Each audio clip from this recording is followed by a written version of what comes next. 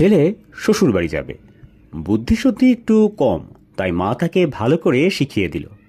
বলল, তোর শ্বশুরের অসুখ, তাই আগে তাকে গিয়ে জিজ্ঞেস করবি কেমন আছেন।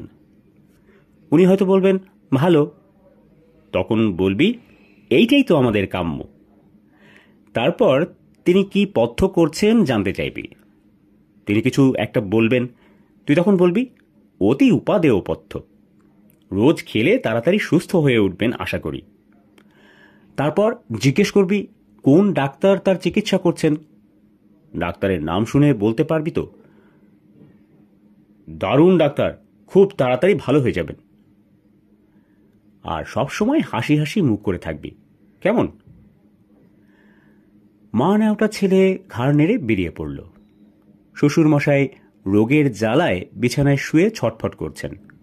জামাই ঘরে ঢুকে হাসতে হাসতে জিজ্ঞেস করল, কেমন আছেন বাবা? শ্বশুর বললেন, আর বাঁচার ইচ্ছে নেই, এবার মরলেই বাঁচি। জামাই বলল, এটাই তো আমাদের কাম্য, তা কি পথ্য করছেন এখন আপনি? শ্বশুর চটে গিয়ে, ঘোড়ার ডিম। জামাই বলল, বাহ বাহ, অতি উপাদেয় পথ্য, রোজ খেয়ে যান, ভালো হয়ে যাবেন আশা করি। আবার হাসতে হাসতে, তা কোন ডাক্তারকে দেখাচ্ছেন? শ্বশুর আরও চটে গিয়ে বলল, জম। জামাই বলল, খুব ভালো ডাক্তার, বেশ নাম করা ডাক্তার, আপনি কিছুদিনের মধ্যেই ঠিক হয়ে উঠবেন।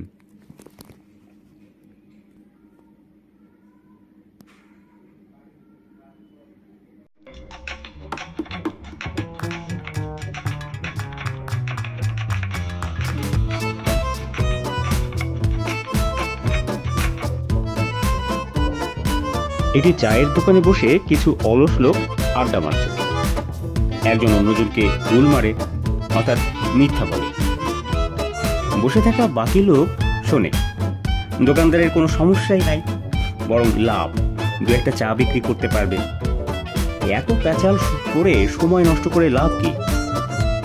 এখন আসল কথা হলো, প্রথমজন বলছে, আমার দাদার একটা কুত্তা ছিল, মানুষের কত কথার দাম সে বলতো গরুর মতো করে। দ্বিতীয় জনে বলে, আরে রাখ, তোর দাদার কুত্তার চেয়ে আমার নানার বিড়াল ছিল বড় ডিয়ারি, পাড়ার যত কুত্তা ছিল সব কুত্তার গায়ে একবার হলে উঠেছে। ওদের গুল মারা দেখে তৃতীয় জন মনে মনে বলে উঠল, তোরা যদি গুলবাজ তো আমিও গুলের রাজা। তৃতীয় জন বলে উঠল, তোদের কথা শেষ হলে আমার কথা শোন। আমি বাজারে গিয়ে শুনলাম একটি বড় বিমানকে বাসে ধাক্কা মেরে নিচে ফেলে দিয়েছে।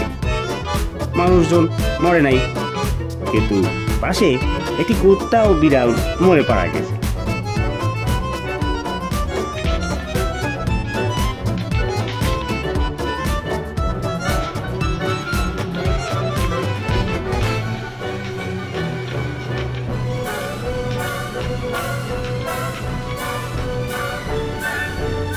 রঘুনাথবাবু তার মেয়ে বুলটির সাথে বাড়ির সামনে বসে আছেন।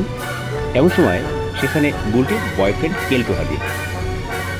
ভয়ে প্রথমে বুলটির মুখ শুকিয়ে গেল, তবুও বুদ্ধি করে কেলটুকে জিজ্ঞেস করল, তুমি কি চমচমখার লেখা ড্যাডি ইজ অ্যাট হোম বইটা নিতে এসেছো?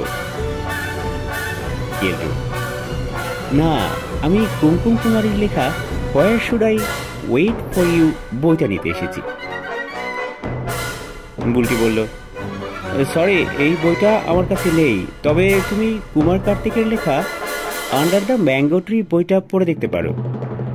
কেলটু বলল, ঠিক আছে, তবে তুমি কলেজ যাবার সময় retail management guide call you in 5 মিনিটসটা আনতে ভুলো না।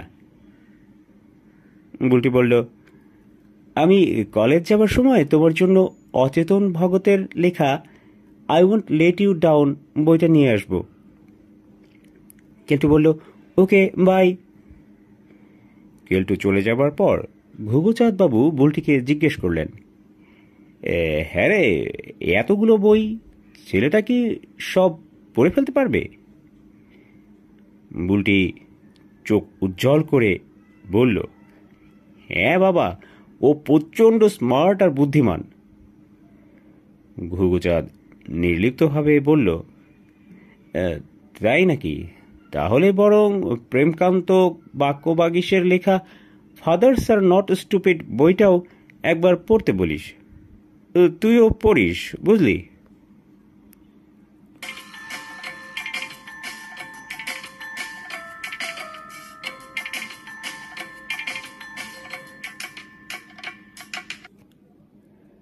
একদিন নন্দলাল বিলের ধারে বসে আছে। এমন সময় এক ব্যক্তি এসে নন্দলালকে জিজ্ঞেস করল, ভাই, এই বিলের গভীরতা কেমন হবে বলতে পারেন? নন্দলাল এক বাক্যেই বলে দিল, হবে হয়তো 1 ফুটের কাছাকাছি। এ কথা শুনে লোকটি তো তাজ্জব বনে গেল। সে আবারও নন্দলালকে জিজ্ঞেস করল, মশাই, আপনি এত নিশ্চিত হলেন কি করে যে এই বিলের গভীরতা মাত্র 1 ফুট? আপনি কি কখনো এই বিলে নেমেছিলেন? নন্দলাল বলল, না, আমি কখনো এই বিলে নামিনি। তবে একটু আগে একটা হাঁসকে নামতে দেখেছি, কিন্তু হাঁসটার শুধু পা দুটোই জলে ডুবেছিল। গভীরতা বেশি হলে তো পুরো হাঁসেরই ডুবে যাওয়ার কথা ছিল, তাই না?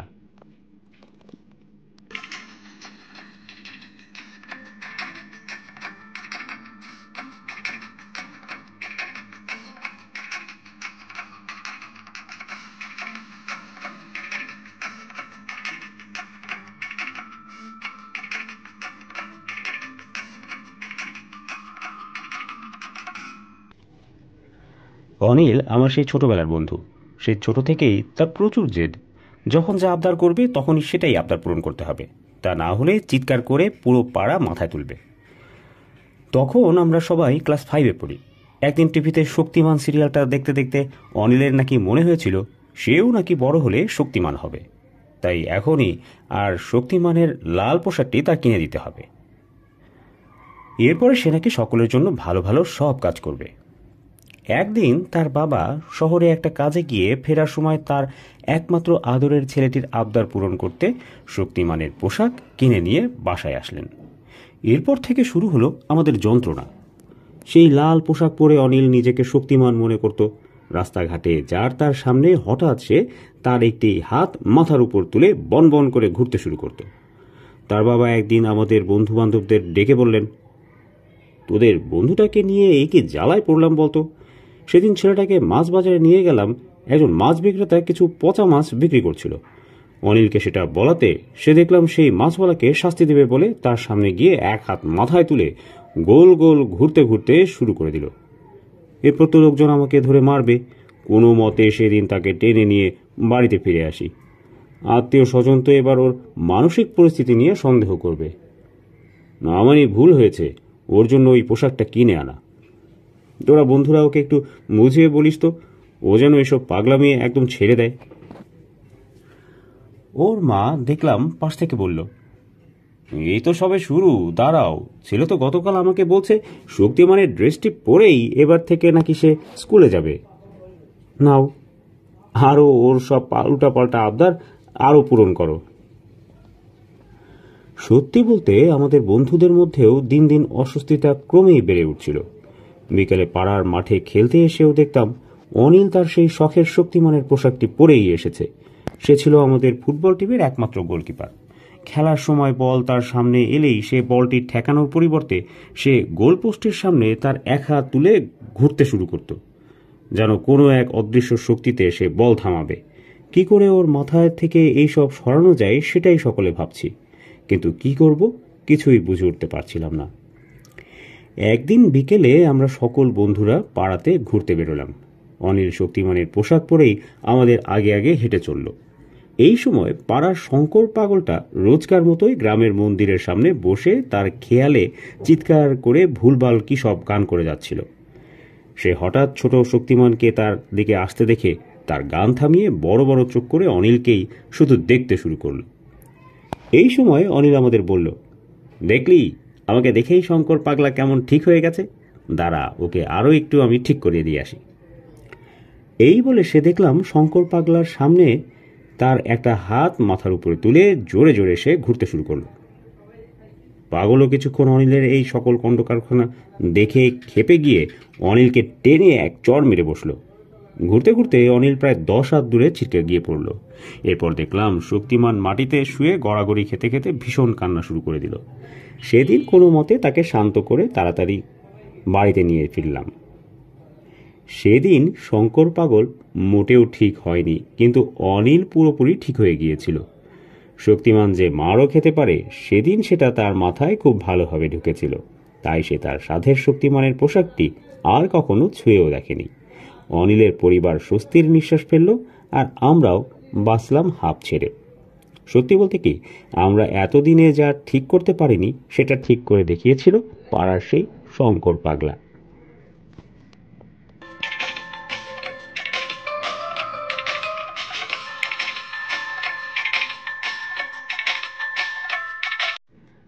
কিছুদিন আগে একটা ছোট স্টেশনে দাঁড়িয়ে আছে।